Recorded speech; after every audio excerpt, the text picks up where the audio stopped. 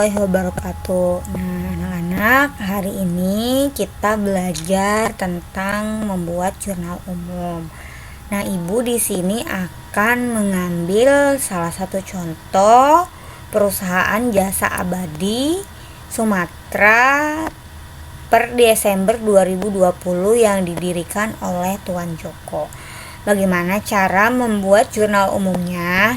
Nah, ini ada transaksinya yang di sebelah sini ya anak-anak ya. Nah, untuk membuat jurnal umum itu yang pertama adalah kalian harus membuat nama perusahaannya. Lalu yang kedua adalah jurnal umum, dan yang ketiga adalah periodenya itu tanggal berapa dan tahun berapa. Jadi karena di sini adalah Desember 2020, jadi periodenya 31 Desember 2020.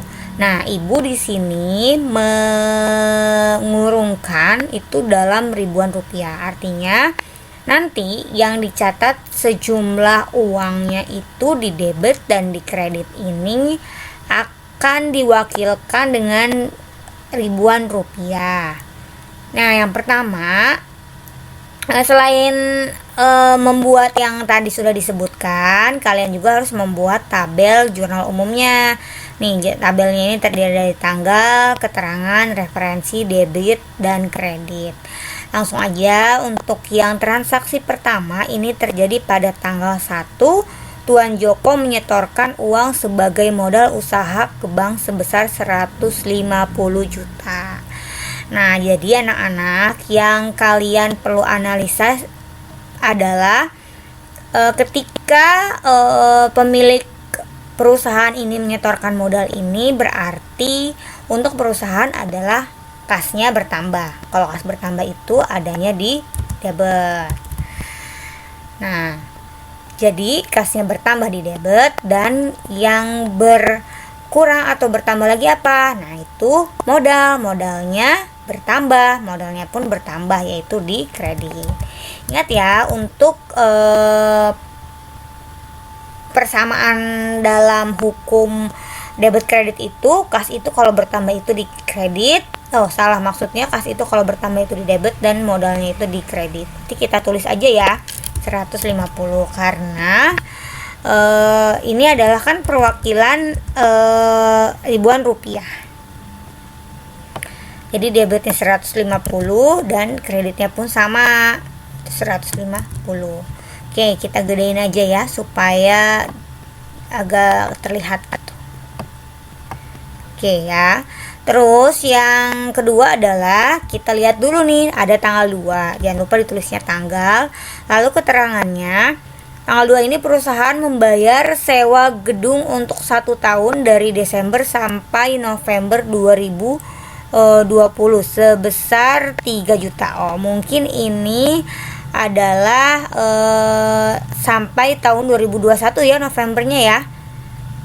Nah, ini ada kesalahan 2021 sebesar 3 juta. Nah, karena dia adalah membayar sewa, berarti dia perusahaan ini kasnya berkurang. Nah, kalau kas berkurang itu adalah di kredit. Nah, kira-kira di debitnya apa? Nah, di debitnya adalah sewa dibayar di muka ya, sewa dibayar di muka.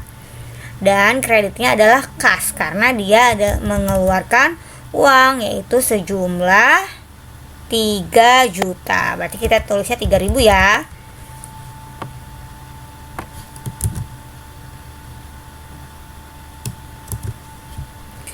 Selanjutnya yaitu ada transaksi yang tanggal 3, yaitu pembelian peralatan kantor secara kredit sebesar 20 juta ke toko Cahaya Asia.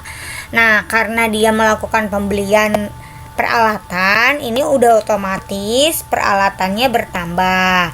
Selain itu adalah dia utangnya pun bertambah. Kenapa? Karena membelinya secara kredit. Jadi kita tulis berarti peralatan kantor terhadap utang usaha sebesar 20 juta. Kreditnya pun sama ya.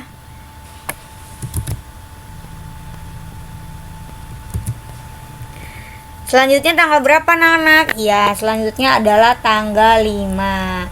Nah, kalau untuk tanggal 5 ini transaksinya membayar beban iklan atau biaya iklan sebesar 600.000 untuk bulan Desember.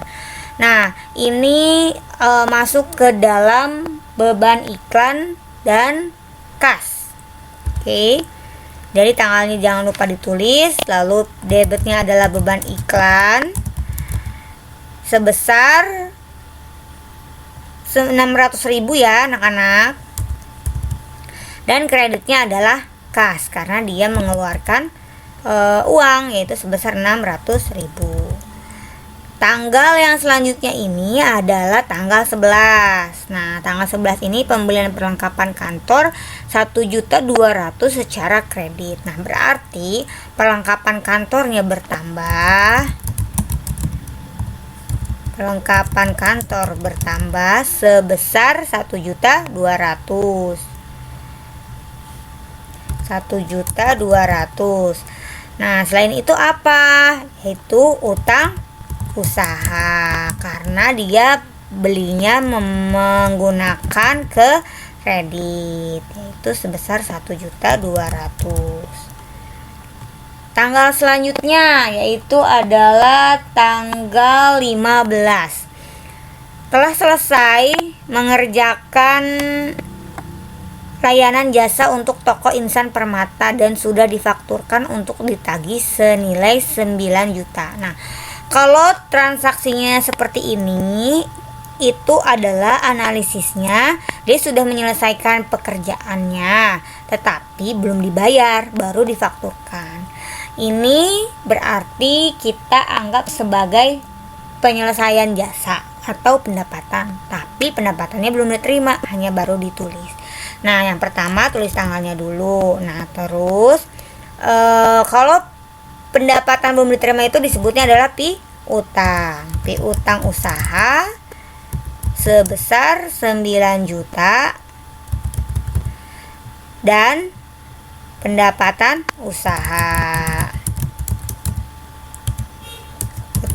usahanya bertambah ya, 9 juta di kredit. Selanjutnya yaitu adalah tanggal 16. Nah, tanggal 16 ini pendapatan atas jasa sebesar 5 juta dari pelanggan. Nah, kalau ini berarti sudah menerima, artinya kasnya bertambah sebesar 5 juta dan di kreditnya pun pendapatan usaha sebesar 5 juta. Transaksi selanjutnya adalah tanggal 17. Tanggal 17 ini membayar sebagian utang sebesar 7.500.000 atas pembelian peralatan kantor ke toko Cahaya Asia tanggal 3 Desember. Nah, tadi kan ada utang usaha. Nah, karena ini bayar berarti utang usahanya berkurang, kasnya pun berkurang. Utang usaha sebesar 7.500.000 dan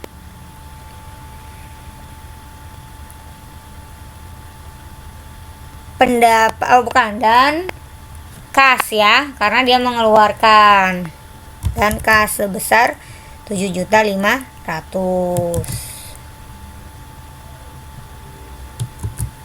Selanjutnya yaitu tanggal berapa anak-anak? Nah, iya, tanggal 19. Tanggal 19 ini menerima uang atas penyelesaian jasa kepada toko murni sebesar 4.500.000. Nah, karena di sini menerima uang berarti udah jelas kasnya bertambah ya. Nah, terus karena menerima uang berarti terhadap pendapatan usaha, yaitu sebesar 4.500.000.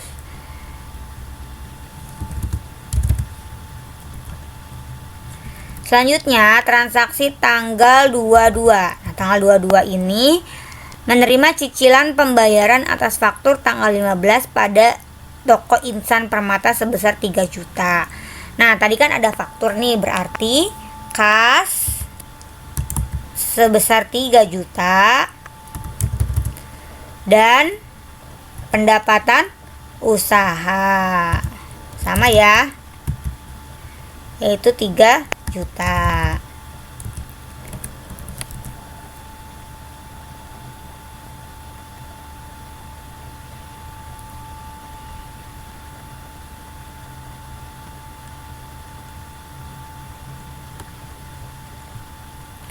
Tanggal 22 ini karena menerima cicilan pembayaran atas faktur tanggal 15, jadi ada yang bayar nih, berarti bukan pendapatan tapi adalah piutang. Piutangnya berkurang. Piutang berkurang. Selanjutnya yaitu adalah tanggal 24. Nah, tanggal 24 ini membayar biaya perjalanan dinas sebesar 900.000. Nah, biasanya kalau membayar perjalanan dinas ini adalah beban terhadap kas. Beban perjalanan dinas terhadap kas yaitu sebesar 900.000.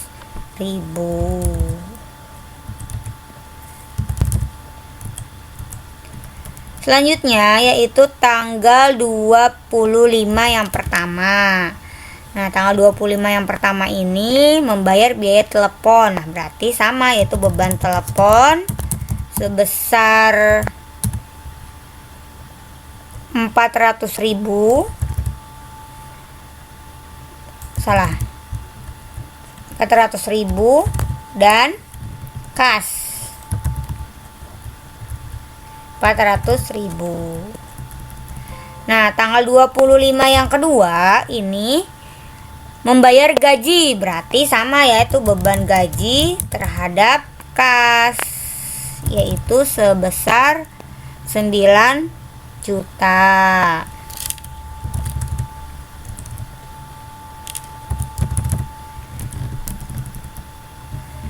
Yang tanggal 27 ini membayar tagihan listrik, masih sama berarti ya, beban tagihan listrik terhadap kas sebesar 600.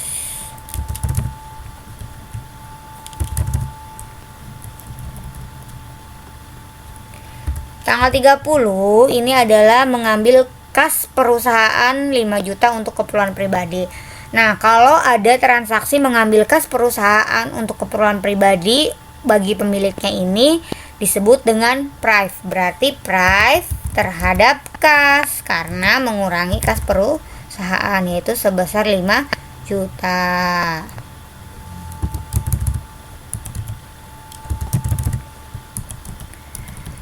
Lalu tanggal 31 ini yang terakhir itu menyelesaikan pekerjaan jasa yang telah difakturkan untuk ditagih. Kira-kira dari transaksi ini yaitu berpengaruhnya mencatat faktur atas penyelesaian jasa. Nah, ini karena uangnya belum diterima jadi masih masuk ke dalam piutang usaha terhadap pendapatan, yaitu sebesar 8 juta. Nah, kita hitung ya anak-anak ya. Jadi posisinya debit sama posisinya kredit ini harus sama. Kita tarik aja nih.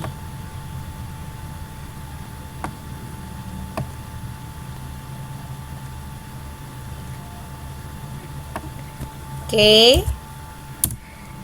Hasilnya 227.700.000. Nah, coba kalau yang kreditnya sama enggak nih? Kalau ada perbedaan berarti mengentrinya salah nih. Kalau sama berarti benar, yaitu balance.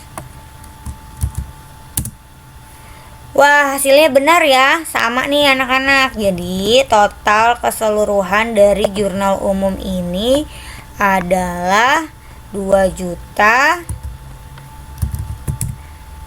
Jumlah aja deh, jangan total ya.